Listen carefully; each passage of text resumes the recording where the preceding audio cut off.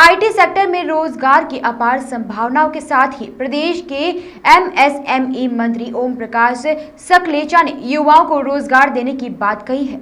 ओम प्रकाश सकलेचा ने कहा है कि जल्द ही युवाओं को रोजगार देने के लिए जॉब फेयर आयोजित किए जाएंगे। ओम प्रकाश सकलेचा ने इंदौर के सुपर कॉरिडोर स्थित टीसीएस और इंफोसिस का भी भ्रमण किया और कंपनियों के अधिकारियों से चर्चा कर उनकी गतिविधियों की जानकारी ली। मंत्री सकलेचा ने कहा कि आईटी सेक्टर में वर्तमान में रोजगार की अपार संभावना है। इस सेक्टर में प्रदेश के अधिक से अधिक युवाओं को रोजगार मिले, इसके लिए राज्य शासन द्वारा निरंतर प्रयास किए जा रहे हैं। पारस सकलेचा ने कहा कि आईटी सेक्टर कंपनियों की अधिकृत होगी तो युवाओं को अधिक संख्या में रोजगार भी मिलेगा।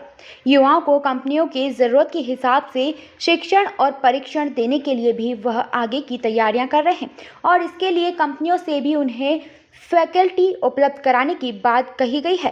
साथ ही आईटी सेक्टर में सेवाएं देने वाली इकाइयां भी अपना एसोसिएशन बनाए, इसके लिए प्रयास किए जा रहे हैं। मंत्री ओम प्रकाश सकलेचा ने यह भी कहा कि एथेनॉल पर गवर्नमेंट ऑफ इंडिया का 8% लैंडिंग हो रहा है। प्रदेश में अभी 15 से 20 नए प्लांट लगाए जा रहे हैं, जिससे पॉल्यूशन भी कम होगा और किसानों को भी फायदा पहुंचेगा। आपकी कोई चर्चा हुई, क्योंकि 100 एकड़ और 130 एकड़ इन्फोसिस ने तो मात्र 45 एकड़ का इंफ्रास्ट्रक्चर खड़ा किया है, बाकी उसकी लैंड ऐसी पड़ी। तो इसको लेकर कोई चर्चा हुई आपकी? देखिए, इसको लेके जो चर्चा होगी वो अगले ट्रिप में होगी, क्योंकि अभी मैंने सिर्फ उनकी सुनकर उनकी प्रॉब्लम के सॉल्यूशन, क्योंकि मेरा ज़मीन में छीन लूँ एक दिन में, उससे हम क्या अचीव कर लेंगे? अचीव क्या कर लेंगे?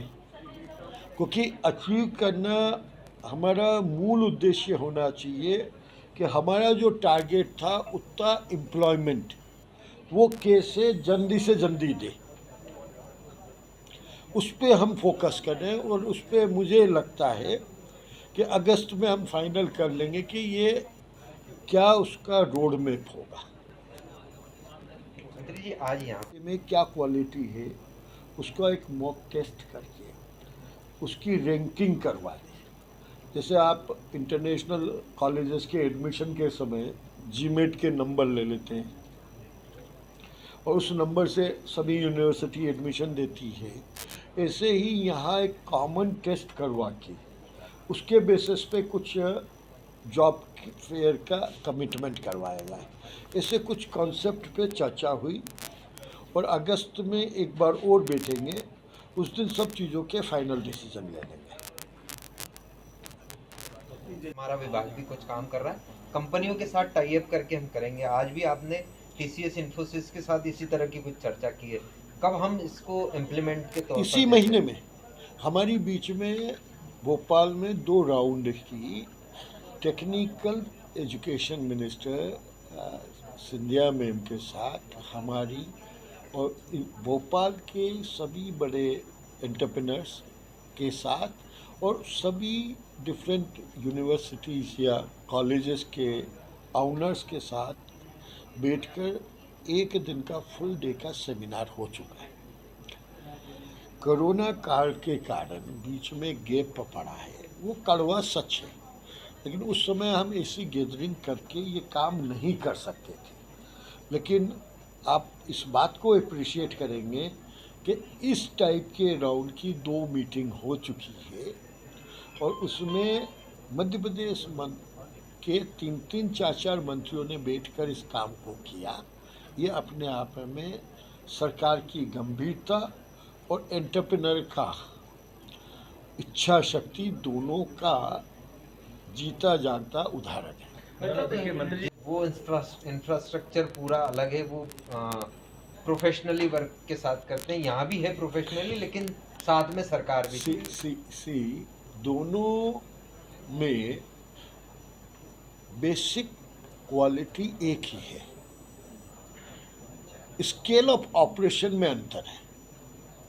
स्केल ऑफ ऑपरेशन का अंतर हमेशा रहेगा, लेकिन यहाँ पे भी इन सब से जब बात हुई, ये खुद भी अपना एम्प्लॉयमेंट 1.5 गुना करने को अगले 2 साल में तैयार है। और ये अगली बार जब हम बैठेंगे तो इनका एक हमें कॉमन एजेंडा बनाना पड़ेगा आईटी पॉलिसी में कि कैसे इनकी ग्रोथ पे सरकार इनका हैंड होल्डिंग करे, कितना हैंड होल्डिंग करे और कैसे इनको आगे ले जाकर मध्य प्रदेश के पास आउट बच्चों का एम्प्लॉयमेंट का रेशो बढ़ाया जाए। क्योंकि अल्टीमेटली पढ़ाई के पीछे 12th तक की पढ़ाई तो समाज में जीने के लिए, रहने के लिए करी जाती है। 12th के बाद की पढ़ाई किसी स्पेसिफिक उद्देश्य को लेके उस उद्देश्य को अचीव करने के लिए करी जाती है। क्योंकि 12th तक 18 साल का बच्चा हो जाता है, उसके बाद की पढ़ाई एक इन्वेस्टमेंट है of his time, his energy and his money. मंत्री जी, आपने पिछली बार भी कहा था कि इंजीनियरिंग मंत्रालय भी विचार कर रहा है, किस तरह की तैयारी रहने वाली है एथेनॉल को लेकर खासकर? एथेनॉल पे गवर्नमेंट ऑफ इंडिया का पहले अभी तक 8% ब्लेंडिंग हो रहा था। दुनिया में 20 से 30% तक का ब्लेंडिंग हो रहा है। उसके कारण हमारी फॉरेक्स भी बहुत बचेगी और ये हमने पहले नहीं किया। अभी तकरीबन 15 से 20 नए प्लांट मध्य प्रदेश में नए एंटरप्रेन्योर लगा रहे हैं। उसके अलग अलग जगह लगेंगे। हाँ, प्राइवेट एंटरप्रेन्योर लगा रहे हैं या सरकार भी? प्राइवेट एंटरप्रेन्योर लगाएंगे यार। उससे हमारे दोनों फायदे होंगे। उतना अनाज कंज्यूम होगा तो किसान की जो सरप्लस के कारण अनाज की कीमत गिर रही है वो भी कंट्रोल में आएगी। सरकार को जो मिनिमम प्राइस, सपोर्ट प्राइस पे जो खरीदना पड़ रहा उसमें भी फ़ायदा होगा और फॉरेक्स भी बचेगी और पॉल्यूशन भी कम होगा पूरे एनवायरनमेंट का। तो हम तो तीनों पैटर्न पे एक साथ कर रहे हैं। इसीलिए अगर आपको ख्याल हो, इस पूरे वाक़ये पे प्रधानमंत्री ने केवल एक बार बोला कि पुरानी सरकारों की समय पे ना जागने के कारण आज की सरकार पे ये लोड आया। कोई किसी की भी कोई बड़ी समस्या नहीं है। It is a game of hand holding and growing together at A early stage. Petrol को लेकर ये चर्चाएं होती रहेगी समय समय पे। अभी कोरोना से पूरा फ्री होगा तभी आगे कुछ बढ़ेंगे ना। It is too premature question जिसका उत्तर परिस्थितियों पर निर्भर है। अब क्यों ऐसा सवाल करना चाह रहे हैं कि कोरोना फेज 3 के बारे में कोई गारंटी नहीं ले सकता है। क्या आप ये चाहते कोरोना फेज 3 के आज मैं कुछ बोलूं और कल को कोरोना का कुछ हुआ तो क्या आप फिर मुझे घेरेंगे?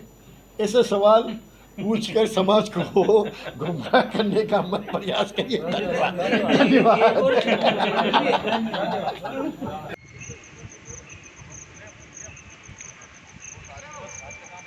बाहर बोर्ड का दिखा देंगे यार, बस हो गया। तैयारी है क्या? इसी में जुड़ा हुआ जैसे डिलाइट है, एक्सेंचर है, तमाम ऐसी कंपनियां हैं जो देखिए कंपनी कोई भी आए, हमारा टारगेट पहला एम्प्लॉयमेंट जनरेशन है। हर नौजवान को कितना जल्दी कैसे हम रोजगार दे पाए। अरे अभी रुको, जनसंपर्क वाले आएंगे। वो है तो सही भाई अपने। Bureau report, Canon news.